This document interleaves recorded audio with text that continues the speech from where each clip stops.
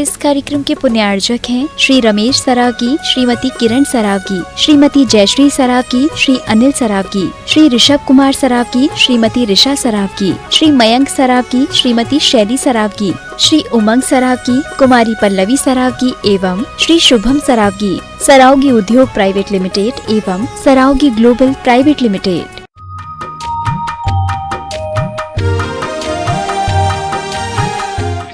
संत श्रोमणी 108 आचार्य गुरुवर श्री विद्यासागर जी महामुनिराज की, गुणायतन प्रणेता पूज्य मुनिवर श्री प्रमाण सागर जी महाराज की, पूज्य मुनिवर श्री अरह सागर जी महाराज की। आइए बंधु, प्रातःकालीन बेला पूज्य महाराज श्री के मंगल आशीष प्रवचनों को सुनने का पावन पुनीत पुण्य सौभाग्य हमारी झोली में है। और आज प्रवचन के पूर्व मंच की मांगलिक क्रियाओं को करने का सौभाग्य प्राप्त हुआ है। श्री गैरतगंज से श्री चांदमल्ली, मयंक, सुमन, अंशुल कृतज्ञ जैन, सोनाली रूपाली जैन, देवेंद्र डब्बू शुभम जैन, रविंद्र जैन, अनी जैन जरुआ खेड़ा और कस्तूर चंदी जैन, मिलन जैन रायसेन से, साधना जैन रायसेन से, इन परिवार के लिए आज मंच की मांगलिक क्रियाओं को संपन्न करने का सौभाग्य प्राप्त हुआ है।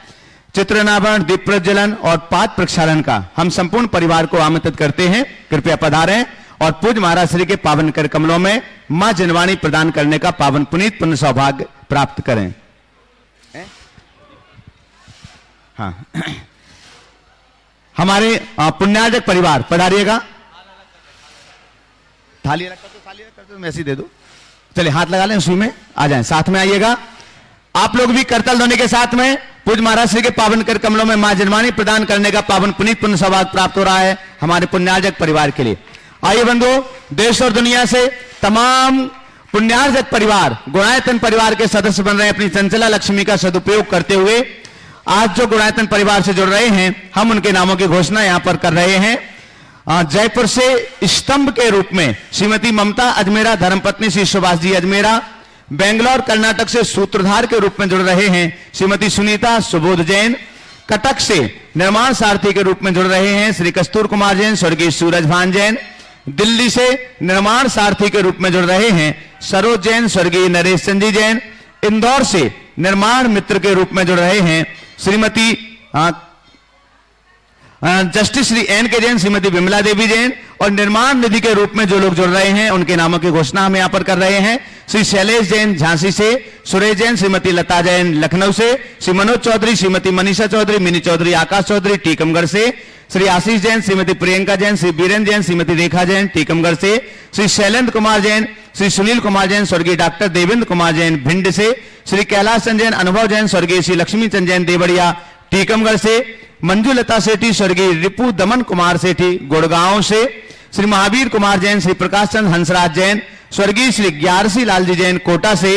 हमारा अनुरोध है, अगर आप में से कोई भी सदस्य यहां उपस्थित हैं तो मंच पर पहुंच करके महाराज श्री का मंगल आशीष ग्रहण करते जाएं। गौरव जैन, श्री अशोक कुमार जैन हिसार से, डॉक्टर प्रेमचंद राव का, स्वर्गीय श्री भवनलाल राव का जयपुर से, श्री कैलाश चंद जैन, श्री निर्मल अरविंद नियासा जैन अजमेर से, श्री संतोष कुमार सुमित जैन, श्रीमती भंवरी बाई जैन नीमच से, राकेश कुमार, संगीता शुभम संयम बेलखेड़ा जिला जबलपुर से। आप निर्माण निधि के ही रूप में जुड़ रहे हैं जिन्होंने अपनी प्रथम सैलरी, पहली सैलरी के उपलक्ष्य में कुमारी प्राची जैन, श्रीमती नीलम पवन कुमार जैन झांसी से, श्रीमती कल्पना जैन, धर्मपत्नी श्री हेमंत जैन, श्रीमती दीक्षा जैन, धर्मपत्नी हर्ष जैन झांसी से, श्री मोतीलाल नरेश कुमार जैन पाटनी गया से, श्रीमती निरंजनी देवी अशोक कुमार चौधरी सागर से। और गुप्त दान के रूप में 1 लाख रुपए की जिन्होंने स्वीकृति प्रदान की है, एक बार जोरदार करतल ध्वनि से हम उनका सम्मान करें। सूत्रधार के रूप में जुड़ रहे हैं श्री महेंद्र कुमार जी जैन, श्री जितेंद्र कुमार जैन, बीरेंद्र कुमार जैन मालवीय परिवार भोपाल से, सुधा जैन, वाइफ ऑफ सुरेंद्र कुमार जी जैन, सुशीला जैन, माता सुनील कुमार जी जैन, श्रीमती सुशीला अखिलेश निधि निशी अतीन्द्र सनावत से, और श्रीमान देवेंद्र कुमार, दीपक कुमार, शुभम जैन रहीस परिवार बबीना कैंट से। सभी का एक बार जोरदार करतल ध्वनि से सम्मान कीजिएगा। श्रीमती शीला जैन श्री महेश कुमार जैन सागर से, श्रीमती अनीता प्रमोद कुमार जैन वीना से, क्रांति कुमार वाकीवाला जयपुर से, सुभाष चंद्र संगई आदित्य कुमार संगई जबलपुर से, श्री अनिल कुमार श्रीमती संगीता जैन अभिनव अनमोल मानव जैन अलीगढ़ से, श्री आयुष जैन पवन जैन जबलपुर से, अनेकांत जैन आशी जैन सागर से। हाँ, हम यहाँ पर आमंत्रित कर रहे हैं महाराज श्री के श्री चरणों में श्रीफल समर्पित करके मंगल आशीष ग्रहण करने के लिए हमारे बीच पंडित सिद्धार्थ जी सतना से हमारे बीच हैं, कृपया पधारें और महाराज श्री के श्री चरणों में श्रीफल समर्पित करके मंगल आशीष ग्रहण करें। उनके साथ जो भी और सतना से साथी आए हुए हैं वे भी श्रीफल समर्पित करके मंगल आशीष ग्रहण करें। बंधुओं, गुणायतन में मुख्य मंदिर तो निर्माण हो ही रहा है, लेकिन उसके साथ साथ में सहस्कूट जिनालय का भी निर्माण कार्य यहां पर चल रहा है। सहस्कूट जिनालय में 7 तल हैं, जिसमें 7 तलों में मूल नायक प्रतिमाएं प्रत्येक दिशा में विराजमान की जाएंगी और एक मूल नायक प्रतिमा को विराजमान करने का सौभाग्य प्राप्त कर रहे हैं सुनीता जैन, नंदा जैन, राजेंद्र सरिता जैन, मृदुल दीपाली, बिहान जैन, मोनालिसा, नयन आस्था अंशिका, आन्या जैन दमोह से। जोरदार अगर यहां पर उपस्थित हो दमोह वाले हमारे कॉमर्शियल परिवार, बस रुक जाओ। हाँ जी,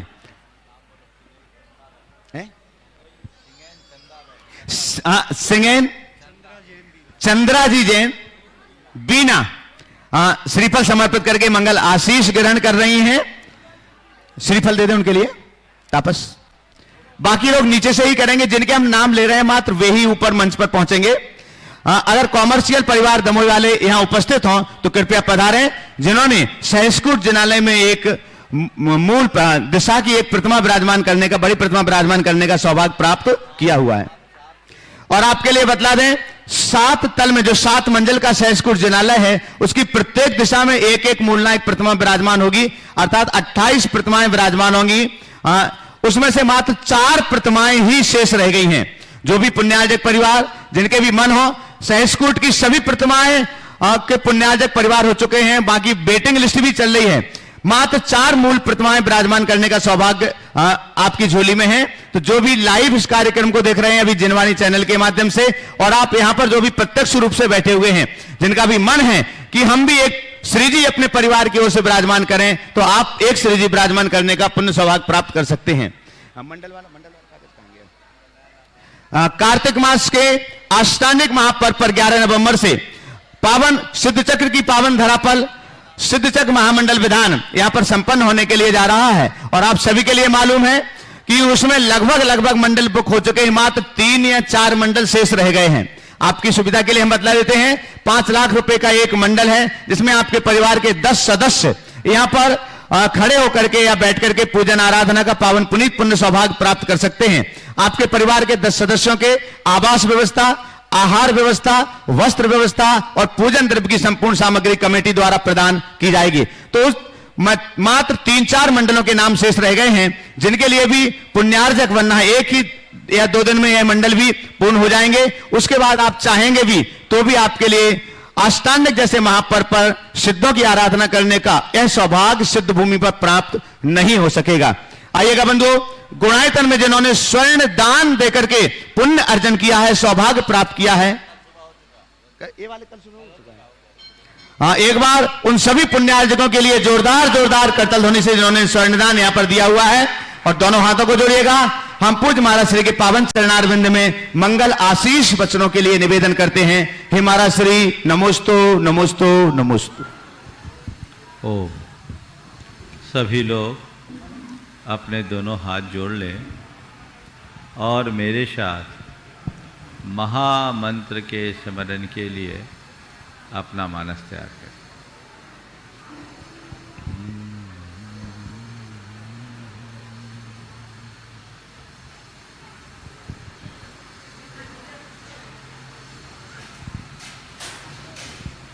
नमो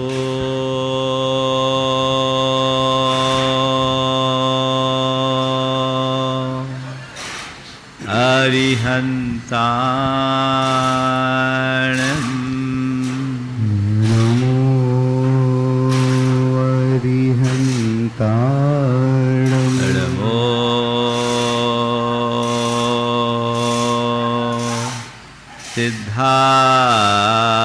सिद्धाणं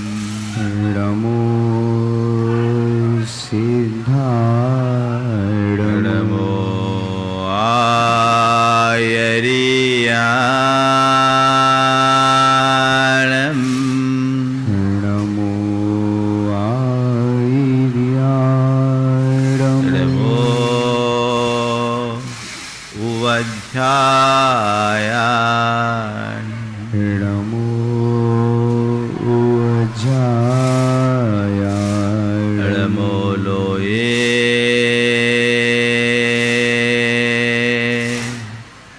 सवशाहुनम् नमो लोये सवसाहु एषो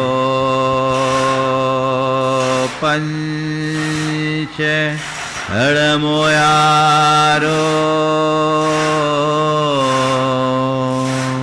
ऐसो पंचनमो यारो सौवपावपणाशिनो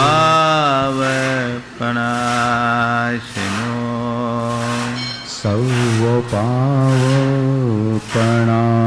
मंगलाळं च सवेसिं मंगलाणं च सर्वेषि पढ़मं होय मंगलम् पढ़मं होय मंगलम्। जय बोलो देवादिदेव खजराट श्री भगवान महावीर स्वामी की जय।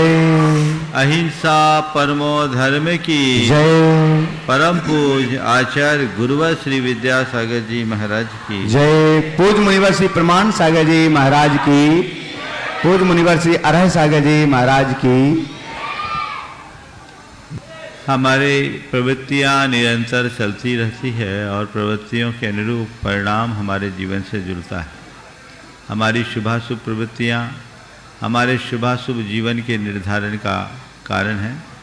हम जैसी प्रवृत्ति करते हैं वैसे कर्म के संस्कार हमारी आत्मा में जुड़ते हैं और जब तक हम अपनी प्रवृत्तियों में नियंत्रण नहीं रखते तब तक अपने जीवन में स्थायी बदलाव घटित नहीं कर सकते।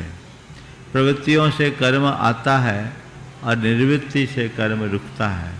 हमें आश्रव से संवर की ओर अग्रसर होना है और उस संदर्भ में आचार्य कुंद ने हमें बचने के लिए, मिथ्यात्व से बचने के लिए सम्यक्त, असंयम से बचने के लिए व्रत और कषाय से बचने के लिए कषाय रहित परिणाम की बात की।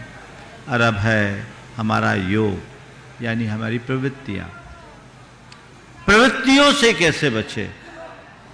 बहुत कठिन काम है, क्योंकि मन की, वाणी की और शरीर की प्रवृत्ति तो बनी ही रहती है। आम जन अगर उसे मैं कहूं कि प्रवृत्ति से दूर रहो तो यह असंभव है। निर्वृत्ति तो केवल योगी के जीवन में संभव है, और वो भी कोई साधारण योगी नहीं। सतत आत्म ध्यान में निमग्न योगी ही निर्वृत्ति के अधिकारी होते हैं। तो मेरे जीवन में वो निर्वृत्ति आए, अच्छी बात, लेकिन उस निर्वृत्ति तक पहुंचने की मेरी योग्यता नहीं है, तो आज मैं क्या करूं? तो कहते हैं ठीक है, अपनी प्रवृत्ति को परखो। और आज के संदर्भ में मैं आप सबसे 4 बातें कहूंगा। पहली है प्रवृत्ति, और दूसरी है अशुभ प्रवृत्ति, तीसरी है शुभ प्रवृत्ति, चौथी है शुद्ध प्रवृत्ति। या ऐसा कर लो, अशुभ प्रवृत्ति, शुभ प्रवृत्ति, शुद्ध प्रवृत्ति और निर्वृत्ति। प्रवृत्ति से निर्वृत्ति, अशुभ प्रवृत्ति, शुभ प्रवृत्ति, शुद्ध प्रवृत्ति और निर्वृत्ति हमारी मन की प्रवृत्ति है, हमारे वचनों की प्रवृत्ति है, हमारे शरीर की प्रवृत्ति हमारे साथ बनी हुई है। हम क्या करें? तो कहते हैं अशुभ प्रवृत्ति तो संस्कार वश हमारे साथ जुड़ी हुई है। 24 घंटे हम अगर अपनी प्रवृत्तियों की पड़ताल करके देखें तो ये पाएंगे कि निरंतर हमारी प्रवृत्तियां अशुभ की तरफ है। कदाचित शरीर और वचन की प्रवृत्ति तो फिर भी नियंत्रित हो जाती है, मन की प्रवृत्ति तो अनियंत्रित होती है। आपने कभी विचार किया 24 घंटे में हम अपने मन से कितनी प्रवृत्ति करते हैं? ओ भाइयों, काम करो मौन पूर्वक।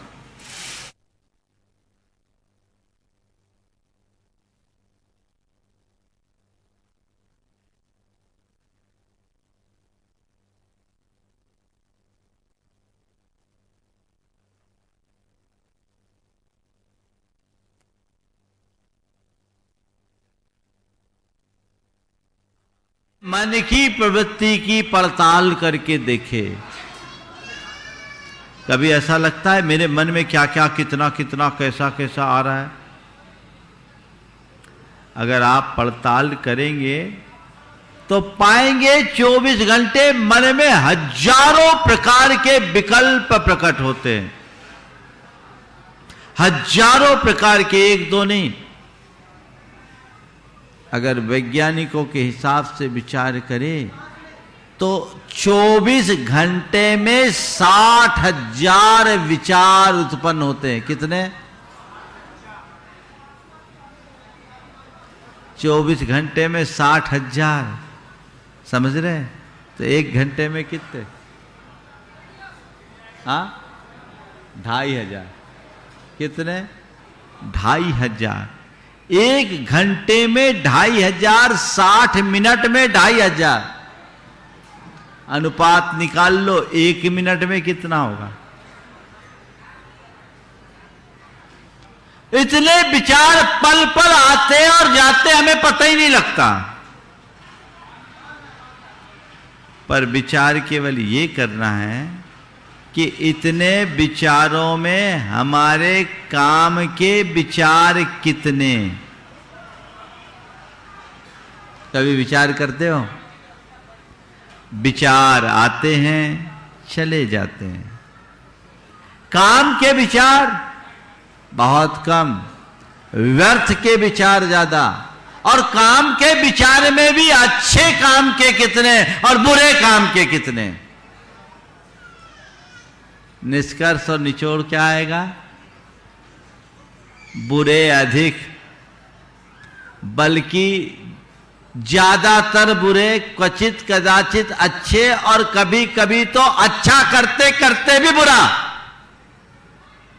है। अभी आप सब लोग प्रवचन सुन रहे हो, सुन रहे हो? प्रवचन सुनते समय आपके भाव कैसे? अच्छे हैं, है ना? लेकिन आपके अच्छे भाव भी एक पल में इधर उधर दृष्टि चले जाए, उधर काम करने वाला काम कर रहा है, ये लोग कहाँ डिस्टर्ब कर रहे हैं, इनको समझ में नहीं आता। मन में क्या आ गया? एक पल में अच्छा करते करते भी बुरा, बुरा करते वक्त अच्छा तो असंभव जैसा है, लेकिन अच्छा करते वक्त बुरा सहज रूप से आता है। आता है। तो मन की प्रवृत्ति, वचनों की प्रवृत्ति और शरीर की प्रवृत्ति की हम पड़ताल करें तो निचोड़ ये निकलता है कि हमारी प्रवृत्ति अशुभ ही होती है अधिकतर, क्योंकि हमारे संस्कार वैसे बने हुए हैं। हमें जाना है निर्वृत्ति में, पर अभी अशुभ में रमे हुए हैं, तो कैसे काम चले?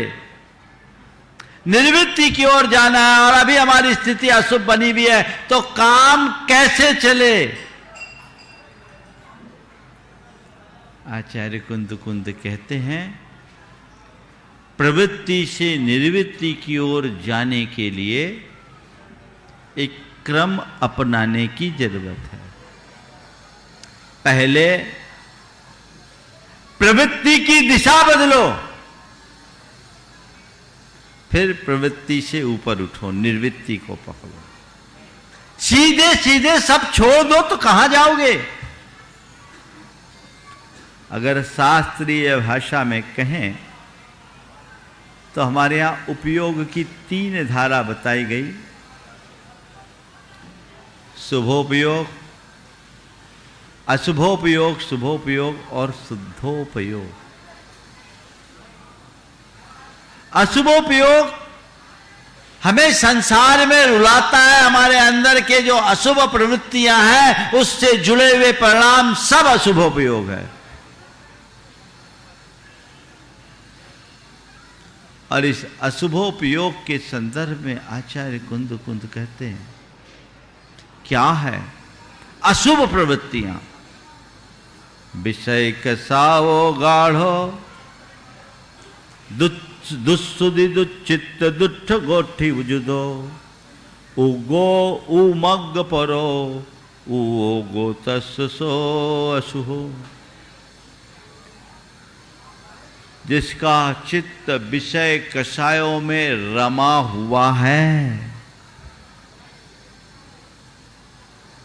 दुस्सुधि जो नित्य प्रति इधर उधर की बुरी बातों को सुनने में रस ले रहा है, दुच्चित्त जिसके चित्त में खोटा चिंतन चल रहा है, दुष्ट गोष्ठी जुदो और जो खराब गोष्ठी में लगा हुआ है, यानी गंदी बातों में जिसे रस आ रहा है। उग्गो जो है स्वयं उग्र है, उमग्ग परो जो अनुमार्ग में तत्पर है, उसकी ये सारी प्रवृत्ति अशुभ है और उसका उपयोग अशुभ है। और ये अशुभोपयोग नरक गति का कारण है, तिर्यंच गति का कारण है, दुर्गति का हेतु है, पाप है। रस तो पाप में आता है, ध्यान रखना। पाप करने में रस आता है और पाप भोगने में क्या होता है? पाप करने में रस आता है और पाप भोगते समय जीवन का रस निचुड़ जाता है। हम अपने इन प्रवृत्तियों के विषय में समझें और पहली कोशिश अशुभ प्रवृत्तियों से अपने आप को बचाने की करें। मतलब प्रवृत्ति की दिशा बदले। संवर के संदर्भ में आचार्य कुंद ने हमारा बड़ा स्पष्ट मार्गदर्शन दिया और कहा परम संवर तो पूर्ण निर्वृत्ति में, लेकिन वहां पहुंचोगे कैसे? तो कहते हैं पहले अशुभ को रोको। अशुभ को रोके कैसे? मेरा मन विषय कसाय में लीन न हो, मेरा मन दुष्श्रुति में लीन न हो, मेरे चित्त में खोटे विचार ना आए, मैं दुष्ट गोष्ठी से कैसे बचूं, मेरे अंदर की उग्रता और उन्मार्ग के प्रति मेरी अभिरुचि खत्म हो कैसे? चाहते तो सब है, चाहते हो कि नहीं चाहते हो? चाहते हैं, बस चाहते ही हैं। चाहने मात्र से काम नहीं होगा, समझ गए? चाहने से काम नहीं होगा। काम कब होगा? जब हम जो चाहते हैं उसे पाने के लिए सक्रिय हो जाएं। इच्छा मात्र कार्यकारी नहीं है, इच्छा के साथ संकल्प भी होना चाहिए। समझ गए? इच्छा के साथ संकल्प, जब इच्छा के साथ हमारे मन में संकल्प जुड़ता है तब हमारा मार्ग प्रशस्त होता है। ठानना पड़ेगा ये अशुभ मेरे जीवन को विकृत कर रहा है, मुझे निर्वृत्ति की ओर जाना है। ठीक है, अभी निर्वृत्ति की ओर जाने की योग्यता तेरे पास नहीं है तो कोई बात नहीं, पहले अपनी प्रवृत्ति की दिशा को बदलो। क्या करो? प्रवृत्ति की दिशा को बदलो। और प्रवृत्ति की दिशा को बदलने के लिए क्या करो? अशुभ प्रवृत्ति को शुभ प्रवृत्ति में परिवर्तित करो।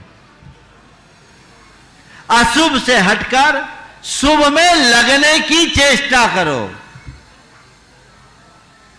तुम जितना शुभ में लगे रहोगे, अशुभ से उतना बचोगे। समझ में आ रही है बात? शुभ में लगो। तो शुभ में लगने का क्या मतलब है? कैसे लगे? तो कहते हैं जो जानद जिनिंदे पेच्छिद सिद्धे तहेव अनगारे।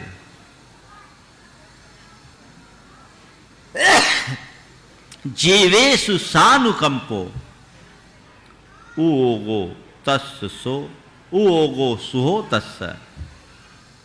जो जिनेंद्र भगवान को जानता है, सिद्धों पर श्रद्धान करता है, अनगार आचार्य उपाध्याय साधु के प्रति अपनी श्रद्धा रखता है, और जो अनुकंपा युक्त आचरण करता है, उसका उपयोग शुभोपयोग है। तो शुभोपयोग के संदर्भ में आचार्य कुंद ने बहुत सारी बातें कही, लेकिन यहां दो बातें मुख्य है। पंच परमेष्टि के प्रति अनुराग और अनुकंपा का परिणाम।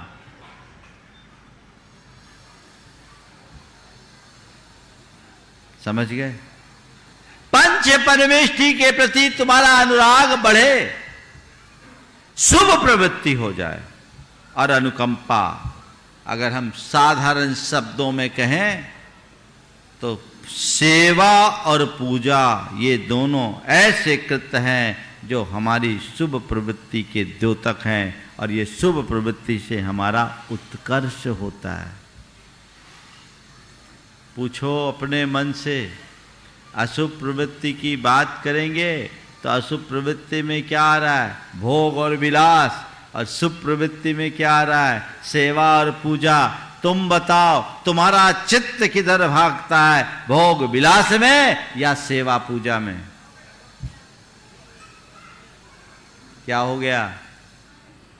क्या हो गया? जन्म जन्मांतरों से भोग और विलास में ही रमे आए हो। अनंत जीवन तुम्हारा इसी में व्यतीत हुआ। केवल भोग विलास, भोग विलास, भोग विलास। जो अंतहीन है उसकी कभी पूर्ति नहीं हो सकती। अनादि से यही करते आए हो। अपने चित्त को मोड़ो और सेवा पूजा से अपने आप को जोड़ो, तब कहीं जाकर तुम्हारा जीवनोद्धार होगा।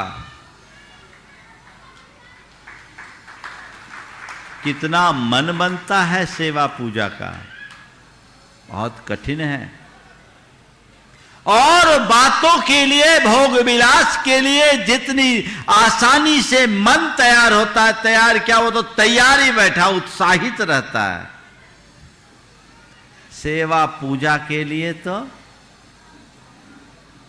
बार बार प्रेरित करना पड़ता है, और वहां कदाचित कर भी ले तो आधे अधूरे मन से करते हैं। तो जैसा परिणाम चाहिए वैसा नहीं निकल पाता। हमें इस संदर्भ में बहुत अच्छे से समझना है। पंच परमेष्टि का अनुराग तुम्हारे हृदय में जितना प्रगाढ़ होगा, तुम पापों से उतना ही बचोगे। दूसरे शब्दों में कहूं तो मैं ऐसा कह सकता हूं कि तुम्हारा धर्मानुराग जितना प्रगाढ़ होगा, विषयानुराग उतना मंद होगा। धर्मानुराग जितना प्रगाढ़ होगा, विषयानुराग उतना मंद होगा। चाहते हो विषयानुराग को मंद करना? चाहते हो तो क्या करना है? धर्मानुराग को बढ़ाना है। उत्तरोत्तर अपने धर्मानुराग को बढ़ाने की कोशिश करो। विषयानुराग अपने आप मंद होने लगेगा। इधर जुड़ोगे तो वो छूटेगा। धर्म रुचि बढ़ती है तो पाप रुचि घटती है। इधर अनुराग बढ़ाओ, लोगों की जिंदगी ढल जाती है तो भी लालसा कम नहीं होती। 80 साल की उम्र पार कर जाने के बावजूद लोग हैं कि विषयों के प्रति ही उत्कंठा रखते हैं। अरे भाई, अपने लिए तो सोचो, कब जागोगे, कब चेतोगे? अपनी दिशा बदलो, प्रवृत्ति की दिशा बदलो, तब निर्वृत्ति तक पहुंच पाओगे। और उस बात का मार्गदर्शन आज की गाथा में, सुयोगस्य प्रवृत्ति संवरणम गुण दिया सुयोगस्य, सुयोगस्य निरोहो शुद्धो योगेन संभवति, शुद्धो योगेन पुनो धम्मम सुखम च हवदि जीवस्य, तम्मा संवर हेतु भावो विचिंतये नित्यम। कह रहे शुभ योग की प्रवृत्ति अशुभ योग का संवर करती है, यानी अशुभ को रोकती है। शुभ प्रवृत्ति से ही अशुभ से बचा जा सकता है। तो प्रथमतया क्या करना है? अशुभ से बचना है। क्या करना है? अशुभ से बचना है। तो अशुभ से बचने के लिए क्या करना है? शुभ को अपनाना है। अगर कोई गड्ढे में गिरा हुआ है, उसे बाहर छत पर आना है, तो कैसे आएगा? हमको तो छत पर जाना है, तो क्या करना पड़ेगा? सीढ़ी पर चढ़ना होगा तब ना। सीढ़ी ना चढ़े, अरे हमें सीढ़ी नहीं चढ़ा, हमको तो छत पर ही जाना है, उसका क्या होगा? वहीं गड्ढे में पड़ा रहेगा। आजकल कुछ लोग ऐसे हैं जो खुद गड्ढे में पड़े और सबको इसी गड्ढे में रखना पसंद करते हैं। वो कहते हैं भैया शुभ भी प्रवृत्ति अशुभ भी प्रवृत्ति है, प्रवृत्ति तो प्रवृत्ति, हमको तो निर्वृत्ति में जाना। हाँ भैया चले तो जा, पर बिना सीढ़ी के छत पर चढ़ के दिखा दे। कोई ना कोई साधन तो अपनाना ही पड़ेगा। चित्त की दिशा को मोड़े बिना, प्रवृत्ति की दिशा को मोड़े बिना हम अपने जीवन का उत्थान कर ही नहीं सकते। हम आपकी बात जाने दीजिए, स्वयं तीर्थंकर भी नहीं कर सकते। मैं एक सिद्धांत की बात आप सबसे कर रहा हूं, कुछ गहरी चर्चा भी साथ साथ कर लेता हूं। हमारे यहां उपयोग को लेकर बहुत सारा भ्रम है। कुछ लोग कहते हैं अरे अशुभोपयोग तो है ही, शुभोपयोग भी है, छोड़ दे, योग्य है। जब तक हम शुभ में रमें कुछ पुण्य ही मिलेगा और वो भी हमें संसार में रुलाएगा, इसलिए हमको तो शुद्धोपयोग में जाना है। बिल्कुल जाना तो वही है, जाओगे कैसे ये तो बताओ। हाँ, कोलकाता से दिल्ली जाना है तो बीच के स्टेशनों को तो पार करना पड़ेगा कि सीधे पहुंच जाओगे? है कोई व्यवस्था? ऊपर वाले मार्ग में भी रूट तय है ना, उसका भी रूट तय है, रास्ता है। हाँ ये हो सकता है कि तुम बीच के स्टेशनों में रुको या ना रुको, पर गुजरना तो वहीं से पड़ेगा। हाँ, कुछ लोग ऐसे होते हैं जो लक्ष्य लेकर चलते बड़ा और बीच में ही अटक जाते, वो ठीक नहीं। लेकिन जो तुम्हारा लक्ष्य है उस दिशा में जब तक तुम पुरुषार्थ नहीं करोगे और उसके आधारभूत साधनों का आलंबन नहीं लोगे, तब तक जीवनोत्कर्ष संभव ही नहीं है। उन लोगों से मैं कहना चाहता हूं, माना शुभोपयोग में भी प्रवृत्ति है, पर अपनी प्रवृत्तियों को पूरी तरह नियंत्रित कर पाना संभव ही नहीं है। केवल भगवान ही अंत में पूरी तरह प्रवृत्ति मुक्त होते योग निरोध करते। प्रथम चरण में तो दिशा बदलनी होगी। अशुभोपयोग से हटकर शुभोपयोग का आलंबन लेना पड़ेगा। अशुभ से हटकर शुभ को अपनाना ही पड़ेगा। स्वयं तीर्थंकर के साथ भी ऐसा होता है। प्रवचन सार में बहुत अच्छी बात आचार्य अमृतचंद जी ने लिखी उपयोगों के संदर्भ में। एक निर्ग्रंथ मुनि तीर्थंकर सम जब मुनि दीक्षा लेते तो पंचाचार को अंगीकार करते, व्रत समिति आदि को अंगीकार करते हैं, और ये सब शुभोपयोगात्मक परिणति है। वो कहते हे व्यवहार दर्शनाचार यद्यपि तम मम शुद्धात्मनः स्वभाव न आसि तदपि अहम त्वाम तावद आसीदामि यावत् त्वत्प्रसादेन शुद्धात्मानम अनुपलेभे। हे व्यवहार दर्शनाचार, यद्यपि तुम मेरे स्वभाव नहीं हो, मेरी आत्मा के स्वभाव नहीं हो, प्रवृत्ति मेरा स्वभाव नहीं है, चाहे शुभ हो या अशुभ, ये यथार्थ है, लेकिन फिर भी मैं तुम्हारा तब तक आश्रय लेता हूं जब तक तुम्हारे प्रसाद यानी तुम्हारी कृपा से मैं शुद्धात्मा को प्राप्त न कर लूं। मैं तुम्हारा तब तक आश्रय लेता हूं जब तक तुम्हारी कृपा से मैं उस शुद्धात्मा को प्राप्त न कर लूं। ऐसा एक बार नहीं कहा, 5 बार कहा। समझ गए? तो एकदम छलांग लगाने की बात मत सोचना। अशुभ से बचना है और शुभ को अपनाना है, अटकने के लिए नहीं, अशुभ से बचने के लिए। अभी मैंने कहा था तुम्हारा धर्मानुराग जितना प्रगाढ़ होगा विषयानुराग उतना मंद होगा, और फिर धीरे धीरे धर्मानुराग से निरुपराग दशा तक पहुंच सकोगे। प्रवृत्ति से निर्वृत्ति की ओर जाया जा सकेगा, और उसके बिना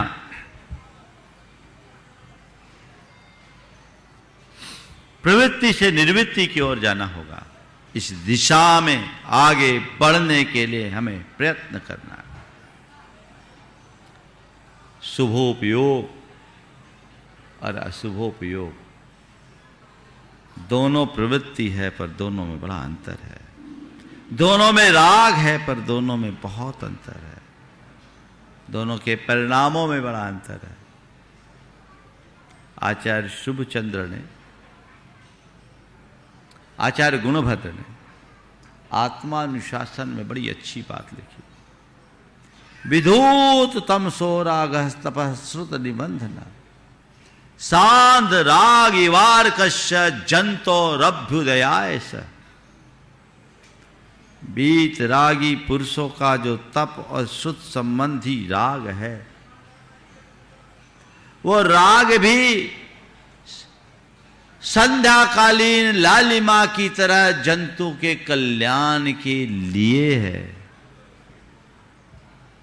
सुबह सूर्योदय देखा है? देखा ही होगा। शिखर जी में आने वाले तो देख ही लेते, भले घर में देख ना पाए, है ना।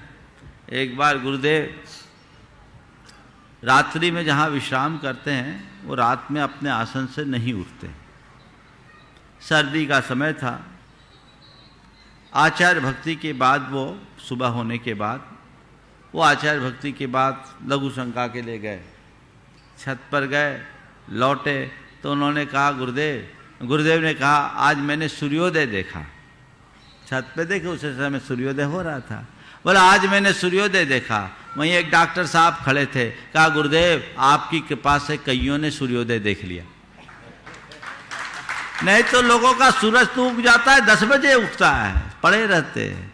तो मैं कह रहा हूँ शिखर जी में आने वाले तो सूर्योदय जरूर देखते हो, क्योंकि वंदना के क्रम में वो मिलता है। तो सूर्योदय होने के पहले क्या होता है? क्या होता है? लालिमा आती है। बिना लालिमा के सूरज उगा? हाँ, पहले क्या होता है? लाली फूटती है कि पहले सूरज उगता है? लाली फूटती है ना। एक आचार्य ने बहुत अच्छी बात लिखी कि जीवो प्रविश्य व्यवहार मार्गम न निश्चये या तुमुपैति शक्तिम भानु प्रभा विकासे क्षण मंत्रेण भानुदयम कह बदती विवेकी। व्यवहार मार्ग का आश्रय लिए बिना, यानी प्रवृत्ति का, शुभ प्रवृत्ति का, शुभोपयोग का आश्रय लिए बिना कोई भी जीव निश्चय निर्वृत्ति को प्राप्त नहीं कर सकता। जैसे लाली का दर्शन किए बिना कोई भी विवेकी ये नहीं कह सकता कि सूरज उग आया है। समझ गए? जो बिना व्यवहार के निश्चय में जाना चाहते हैं वे बिना लाली के सूरज उगाने की असंभव कल्पना करते हैं। न भूतो न भविष्यति। लाली है, लेकिन लाली में भी अंतर है। गुरुदेव ने बहुत अच्छी बात लिखी कि सुबह भी लाली होती, शाम को भी लाली होती। लाली होती कि नहीं होती? हाँ, वे कहते हैं प्रातः में भी लाली होती, संध्या में भी लाली है। प्रातः में भी लाली होती, संध्या में भी लाली है। एक जगाती, एक सुलाती, दोनों अंतर वाली है ना?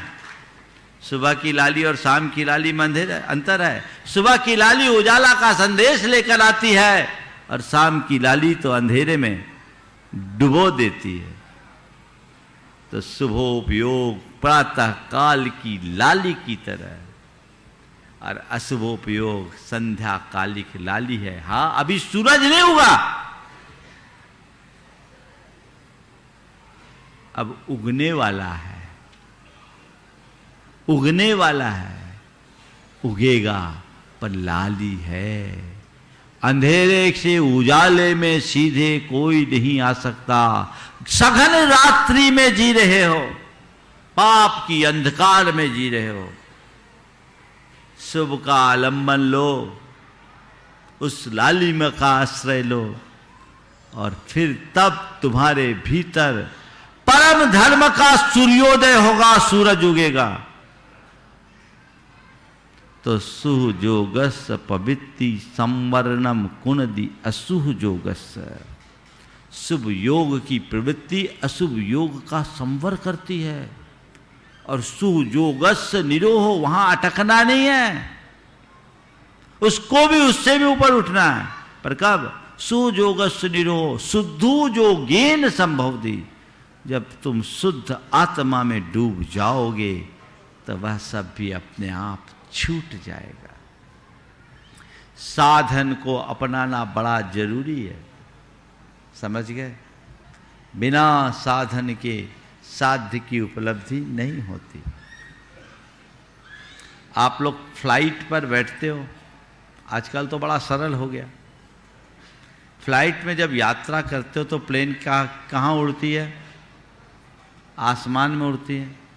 उड़ती कि नहीं उड़ती? तो ये बताओ, कोई भी फ्लाइट है जो सीधे आसमान में उड़ जाए हेलीकॉप्टर को छोड़ के? हाँ, क्या होता है? उड़ान भरने से पहले क्या होता है? क्या होता है? रनवे में दौड़ती है ना? रनवे में दौड़ती है और जब रनवे में दौड़ पड़ती है तब धीरे से उड़ान भरती है ना? तो अगर तुम शुद्ध आत्मा के अनंत आकाश में उड़ान भरना चाहते हो तो शुभोपयोग की हवाई पट्टी में दौड़ना शुरू करो। और रनवे में भी वो दौड़ती है तो कैसे? उसके चक्के कितने होते हैं? कितने होते हैं? 3 ही होते हैं ना, एक आगे 2 पीछे। ये 3 चक्के क्या है? ये रत्नत्र है। क्या है? रत्नत्र है, समझ गए? और इस रत्नत्रय के शुभोपयोगात्मक हवाई पट्टी पर जब रत्नत्रय की धुरी के माध्यम से हम दौड़ना शुरू करते हैं तब हमारी चेतना ध्यान की उड़ान भरकर अनंत आकाश में उड़ने में समर्थ बन जाती है। इतना सहज नहीं है। निर्वृत्ति को जब हम पाएंगे तो पाएंगे। कम से कम आज हम अपनी प्रवृत्ति को संभालने का प्रयत्न करें।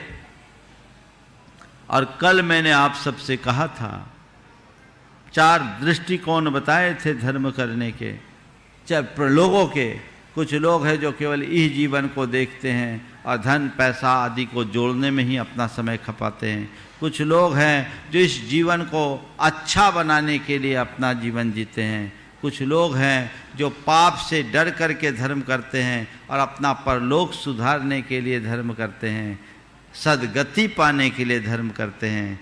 पर सच्चे धर्मी वे हैं जो अपने भाव को सुधारने के लिए धर्म करते हैं, अपनी आत्मा को सुधारने के लिए धर्म करते हैं। हमारा लक्ष्य चौथी श्रेणी में आने का होना चाहिए। हम पाप से बचने मात्र के लिए या पुण्य कमाने मात्र के लिए धर्म न करें, हम अपने जीवन को इस भाव सागर से पार लगाने के लिए धर्म करें, अपनी आत्मा का उद्धार करने के लिए धर्म करें, अपना बेड़ा पार करने के लिए धर्म करें, अपनी चेतना का उत्थान करने के लिए धर्म करें। वो दृष्टिकोण बन जाए तो हम निहाल हो जाएं। दृष्टिकोण वैसा होना चाहिए। उत्तरोत्तर आगे बढ़ने की कोशिश कीजिए। अपनी अपनी भूमिका के अनुसार जितना मैं कर सकता हूं उतना करूं। मैं एक बड़ी विडंबना देखता हूं, लोग बातें बड़ी बड़ी करते हैं और काम घटिया। भैया, बढ़िया बातें करने से कुछ नहीं होगा, बढ़िया काम करो। एक संकल्प लो आज सब कि मैं बनते कोशिश अपने आप को अशुभ से बचाऊंगा, शुभ में रमाने की कोशिश करूंगा। जितना हो सके श्रेष्ठ आलंबनों को लेकर अपने मन को शुभ में रमाने की कोशिश करूंगा, अपने वचनों में शुभ बिठाऊंगा और अपने व्यवहार में शुभ को उतारूंगा। निहाल हो गए।